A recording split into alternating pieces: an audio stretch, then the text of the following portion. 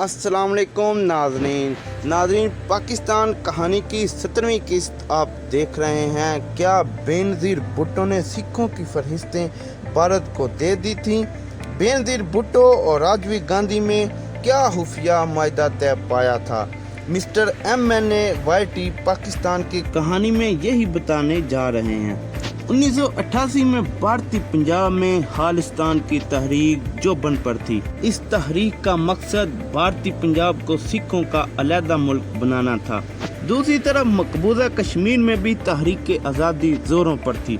इसी दौरान दिसंबर 1988 में इस्लामाबाद में सार्क कॉन्फ्रेंस हुई। सार्क कॉन्फ्रेंस की साइड लाइन पर बेनज़ीर भुट्टो की भारतीय वज़ीर-ए-आज़म राजीव गांधी से भी मुलाकात हुई। ये बंद कमरे में 1-on-1 मुलाकात थी। इस मुलाकात में बेनज़ीर भुट्टो और राजीव गांधी के सिवा दूसरा नहीं था, और ये बेनज़ीर भुट्टो की सबसे बड़ी सफारती गलती थी।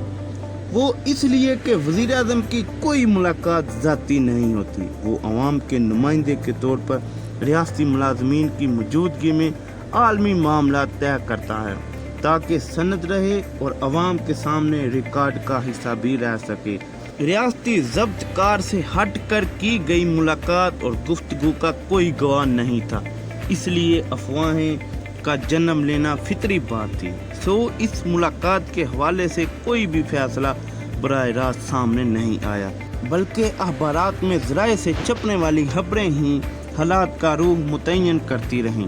पाकिस्तान अखबारात के मुताबिक मुलाकात में रवायती तौर पर पाक भारत ताल्लुकात को बेहतर करने का इत्फाक किया गया था। भारतीय अखबारात के मुताबिक मामलात में पाकिस्तान ने सिख अलहदगी पसंदों की हिमायत अगर पाकिस्तान कर रहा है तो इसे बंद करने का वादा किया।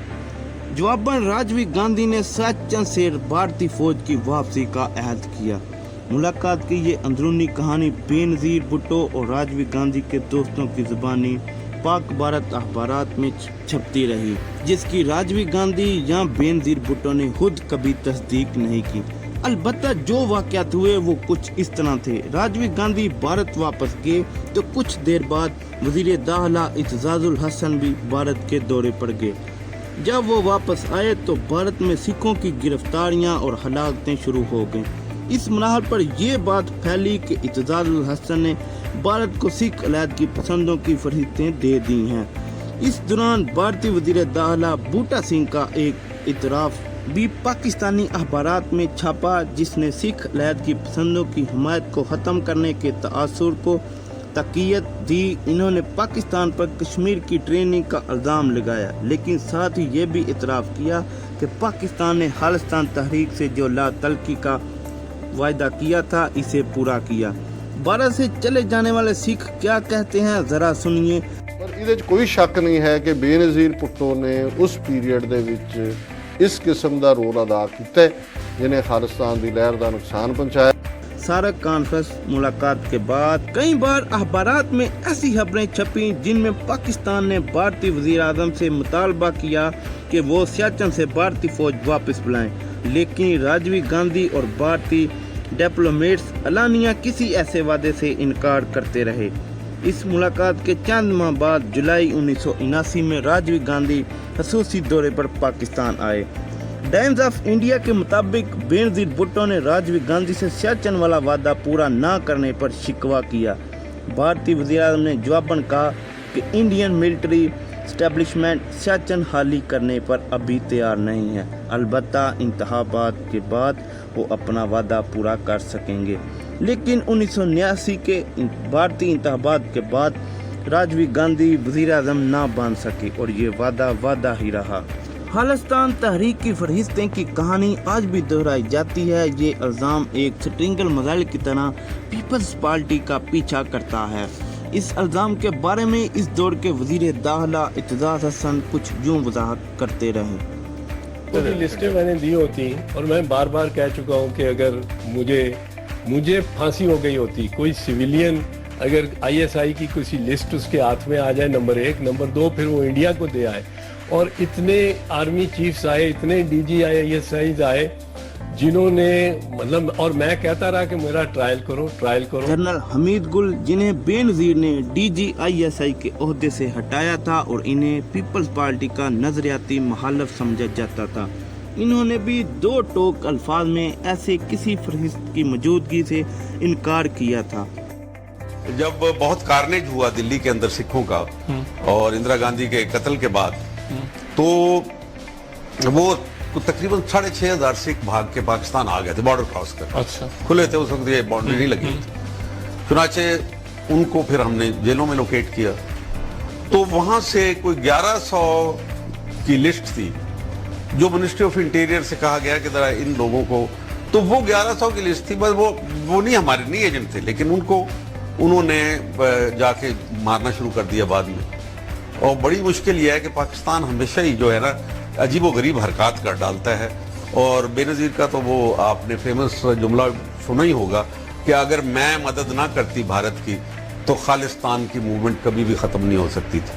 पाकिस्तान के मुमताज़ सहाफ़ी आरिफ निज़ामी एक मुलाकात का अहवाल सुनाते हैं जिसमें आर्मी चीफ जनरल वहीद काकर की मौजूदगी में ISI के चीफ से यही सवाल किया।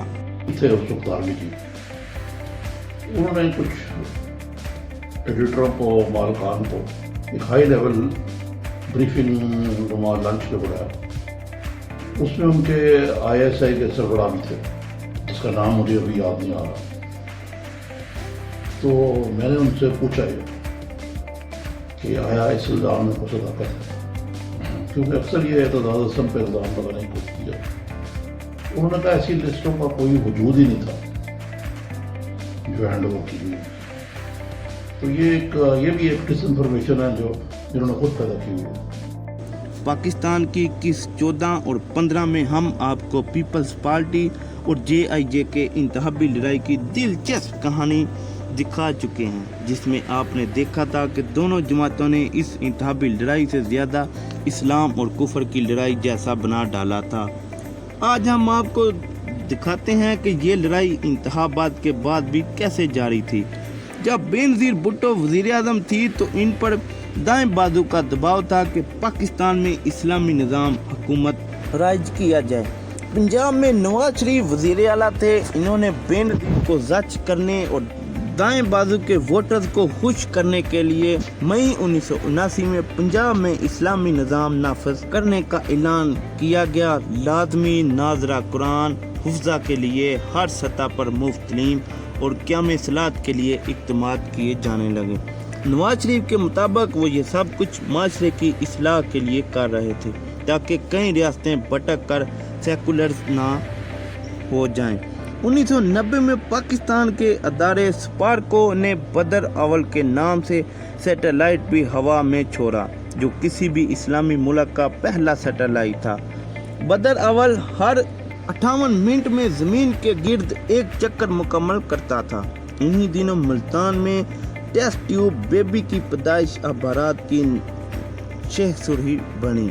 इसे पाकिस्तान की तारीख में बड़ी कामयाबी समझा जाता रहा।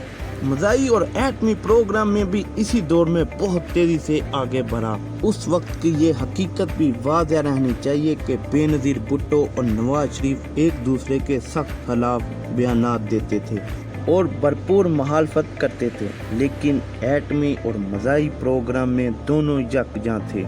पाक फौज और सियासतदान मिलकर एटमी प्रोग्राम और मिसाइल प्रोग्राम को आगे बढ़ाते रहे। ये सब कुछ चल रहा था और इसी दौरान उल्मा की तरफ से औरत की हुक्मरानी के खिलाफ फतवात आने शुरू हो गए।